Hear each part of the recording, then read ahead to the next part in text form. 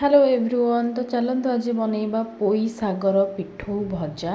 तो मुझे चाउल को बतरेकी रखी अध घंटा पूर्वर चाउल ये मु मिक्सचर जार रे पकईदेली चाउल तापर किछिटा सोरिष तापर मुझे पकईदेली अदा रसुण पियाज आउ जीरा ताकू मध्य पकईकी आम भल भाव मिक्स करदे। मिक्स कलापर ये गोटे पिंछारे काटिदेली तापर ये पकईली जीरा धनिया पाउडर तापर पकईली हलदी गुंड लुण लंका गुंड ताकू भल भाव में मिक्स करदेली। भल भाव मिक्स है मो पोई साग को भल भाव काटिकी पूरा छोट छोट करके काटी धोईकी तापर ये मो पोई साग को पिठौ रे भल भाव मिक्स कलापर तेल गरम हो जाइला तावारे छोट छोट करके आपण पकईदेवे बरा आकार तापर ये गला ताकू भल भाव आम पछपटे आगपटे करके सेकीदबा भल भाव तापर ये आमर हो गला पोई सागर भजा। एमती वीडियो देखिए मो चैनल को सब्सक्राइब करंतु।